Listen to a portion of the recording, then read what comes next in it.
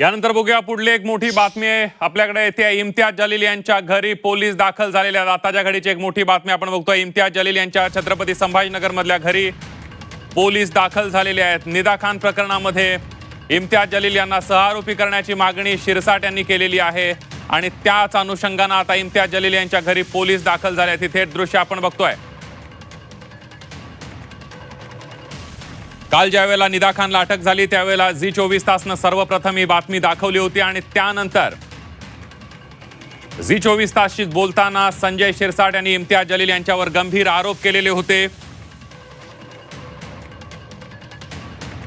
आणि आता पुन्हा एकदा आज सुद्धा इम्तियाज जलील यांच्यावर आरोप करण्यात आलेत आणि त्यानंतर आता इम्तियाज जलील यांच्या संभाजीनगर मधल्या घरी पोलीस दाखल झालेले आहेत। थेट जाऊयात, आपले प्रतिनिधी संभाजीनगरवरून जोडले गेलेले आहेत। विशाल करोळे आपल्या सोबत आहेत। विशाल, इम्तियाज जलील यांच्या घरी आता संभाजीनगर मधल्या पोलीस दाखल झालेत, काय घडामोडी घडतायत?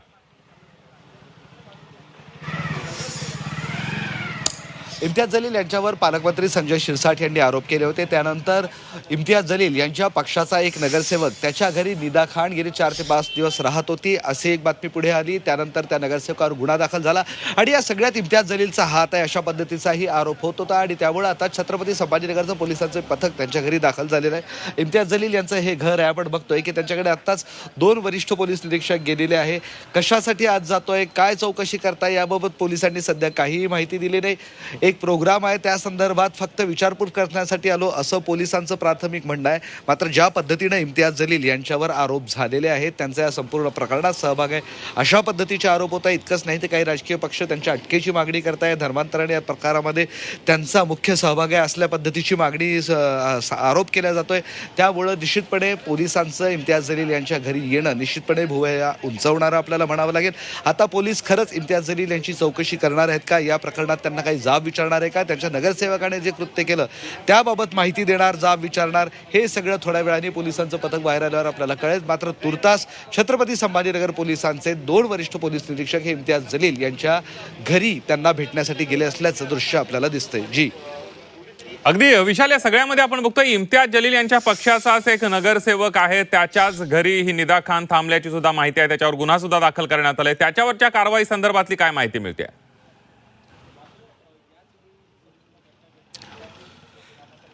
त्या नगरसेवकावर आता गुन्हा दाखल करण्यात आलेला आहे। एक आरोपी जो फरार होता त्याला पोलीस शोधत होते, त्याला अशा पद्धतीने आश्रय देणे हा गुन्हा आहे आणि सोबतच निदा खान यांचं अटकपूर्व जामिनाचा अर्ज कोर्टाने फेटाळलेला आहे। पोलीस त्यांचा शोध घेत होते आणि MIMचे नगरसेवक मतीन पटेल यांनी त्यांच्या घरी, म्हणजे त्यांनी एक नवं घर घेतलं होतं एक भागामध्ये, तिथं तिला ठेवलं होतं अशा पद्धतीचा हा आरोप आहे।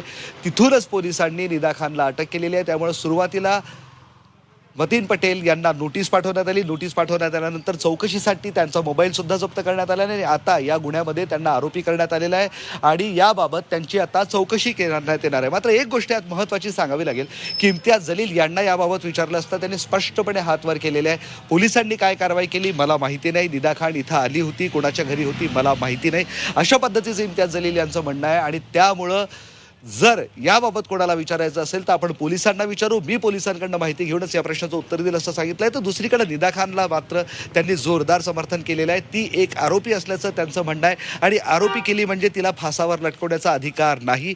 निदा खानसोबत जे सगळं सुरू आहे ते अगदी मीडिया ट्रायल आहे इथपर्यंत इम्तियाज जलील बोलले आणि त्यामुळे उगाच टार्गेट करू नका, अशा पद्धतीनं कुणाच्या मागे लागू नका आणि कोणाचं आयुष्य उद्ध्वस्त करू नका असं इम्तियाज जलील यांचं म्हणणं आहे। आणि त्यामुळे पुन्हा एकदा त्यांनी निदा खानचा आज जोरदार समर्थन केलं असंच आपल्याला म्हणावं लागेल। आणि ज्या नगरसेवकांनी त्यांच्या पक्षाच्या नगरसेवकांनी मदत केली त्याच्याबाबत बोलताना मात्र पोलिसांकडनं माहिती गेल्यावरच या अजून अधिकची माहिती याबाबत देण्यात येईल असं त्यांचं म्हणणं आहे। आता या सर्व प्रकरणात इम्तियाज जलील, त्यांच्या पक्षाचा नगरसेवक आणि MIM यांचं नाव जोडलं गेलेलं आहे, यांची एक लिंक पुढे आलेली आहे आणि पोलीस आता त्या दृष्टीनं तपास करतायत। त्यामुळं आणखी कोणाकोणाची नावं यात बाहेर निघतात का हे पाहणं महत्त्वाचं ठरणार आहे।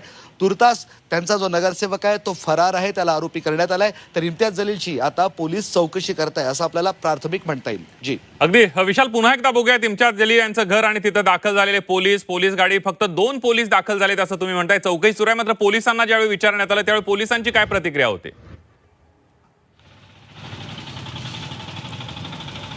पोलिसांचं स्पष्ट म्हणणं आहे की इम्तियाज जलील यांची आम्ही कुठलीही चौकशी करायला आलेलो नाही आहे. याबाबतचा जो गुन्हा आहे तो नाशिकमध्ये दाखल आहे आणि त्या नगरसेवकाला पोलीस चौकशी करत आहे. इम्तियाज यांचा आतापर्यंत सहभाग नाही असं पोलीस खाजगी सांगतायत आणि आम्ही जिथं आता आलेलो आहे ते फक्त एक वेगळं काम आहे त्यासाठी इथं आलो असं म्हणलं जात आहे. मात्र ज्या पद्धतीनं इम्तियाज जलीलवर आरोप सुरू आहे त्यांचा सहभाग असल्याचं बोललं जात आहे. आपण बघतोय पोलीस आता निघालेले आहेत आणि त्यांना विचारलं जात आहे की नक्की काय बोलणार. विचारूया आपण नक्की काय म्हणणं आहे त्यांचं. मी माझ्या वैयक्तिक कारणासाठी आलेलो होतो. मी कुठल्याही प्रशासकीय कामासाठी आलेलो नव्हतो. पण पोलीसची गाडी कोणाला सर? पोलीसची गाडी आता मी वैयक्तिक कामासाठी चौकशी केली आहे का तुमच्यावर काही? नाही माझ्यावर काही जबाबदारी नाही. मला ते प्रकरण माहीत पण नाही कुठलं काय आहे ते. मी माझ्या वैयक्तिक कामासाठी आलेलो होतो. अधिकची माहिती देत नाही. आपण बघतोय की पोलिसांनी काय म्हटलंय ते आपण ऐकलं आता की मी माझ्या वैयक्तिक कामासाठी आलो होतो. माझ्यावर या प्रकरणामध्ये कुठलीही जबाबदारी नाही असं त्यांचं स्पष्ट म्हणणं आहे. आणि एखाद्या नेत्याच्या घरी आम्ही येऊ शकत नाही का असा सवाल त्यांनी केला आहे. त्यामुळे या प्रकरणात कुठलाही आमचा संबंध नाही असं त्यांचं म्हणणं आहे. आणि माध्यमांना सुद्धा ते विनंती करत आहेत की कुठलीही चौकशी मी करायला आलो नाही आणि माझा त्या केसमध्ये कुठलाही संबंध नाही. मी माझं काम केलं आणि आता परत जातो अशा पद्धतीचं उत्तर देते. त्यामुळे खरंच पोलीस या सगळ्या प्रकरणात चौकशीसाठी आले होते का असा प्रश्न पडतोय. पोलीस निरीक्षक वरिष्ठ पोलीस निरीक्षक आहे गुन्हे शाखेचे ते जर अशा पद्धतीनं सांगत असतील तर खरंच इम्तियाजची चौकशी सुरू आहे का असा प्रश्न पडतो. सूत्रांनी आणि सकाळी पोलीस आयुक्तांनी जी माहिती दिली त्यानुसार छत्रपती संभाजीनगर पोलिसांचा या गुन्ह्यामध्ये कुठलाही रोल नाही आहे. खरं तर या संपूर्ण प्रकरणाची चौकशी हे नाशिक पोलीसच करत आहे. ज्या पद्धतीनं मतीन पटेल याला चौकशी करण्यात आली त्याचा मोबाईल जप्त करण्यात आलं इतकंच नाही तर निदा खानला रात्रीतून अटक केली आहे.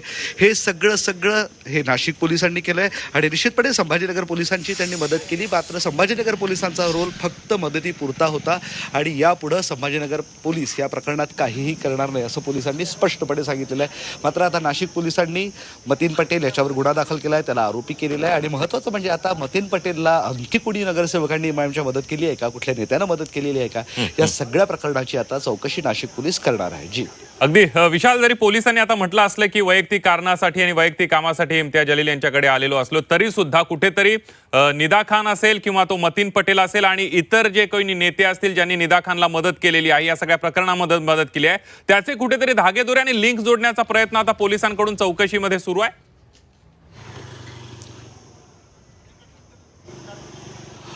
निश्चितपणे आपल्याला हे म्हणता येईल कारण एक गोष्ट महत्त्वाची आपण समजून घेण्याची गरज आहे की मतीन पटेल हा जो नगरसेवक आहे या नगरसेवकानंच निदा खानला लपवून ठेवलं असल्याची माहिती नाशिक पोलिसांना मिळाली होती. खरं तर नाशिक पोलीस गेले 5 ते 6 दिवस या सगळ्याबाबत चौकशी करत होती अशी आपल्याला सूत्रांकडनं माहिती मिळाली आहे. ज्यावेळेस निदा खान ही मतीन पटेल यांनीच नारेगाव भागात तिला ठेवलेलं आहे तिच्यासोबत तिचं कुटुंब आहे अशी माहिती पोलिसांना मिळाली. त्यावेळेस नाशिक पोलिसांनी संभाजीनगर पोलिसांना मदत मागितली. त्यानंतर जवळपास 36 तास त्या घरावर लक्ष ठेवण्यात आलं आहे. तिथे निदा खानच आहे हे कन्फर्म करण्यात आलं आणि त्यानंतर ही सगळी कारवाई झालेली आहे. यात सगळ्यात महत्त्वाची गोष्ट ठरली ती म्हणजे मतीन पटेल याच्या फोनवर निदा खानच्या कुटुंबियातून कोणाचं तरी बोलणं झालं कारण त्यानुसारच लोकेशन मिळालं होतं तांत्रिक पुरावा मिळाला होता आणि त्यानुसारच ही पुढची सगळी कारवाई झाली होती. त्यामुळे कुठंतरी धागेदोरे जोडले गेले असावे असला संशय कायम आहे. आणि संशयाचं एक महत्त्वाचं कारण म्हणजे ज्यावेळेस सर्वच निदा खान किंवा इतर सर्व आरोपींवर कडक कारवाई करावी अशी मागणी करत होते तेव्हा स्वतः इम्तियाज जलील या आरोपींच्या समर्थनार्थ पुढे आले होते. एखाद्याला फक्त आरोप आहेत म्हणून आरोपी करू नका त्याचं आयुष्य उद्ध्वस्त करू नका असं विधान त्यांनी केलं होतं. आणि त्यामुळं ही लोक जर निर्दोष असतील तर मी यांच्या पाठीशी उभं राहील असं त्यांचं म्हणणं होतं.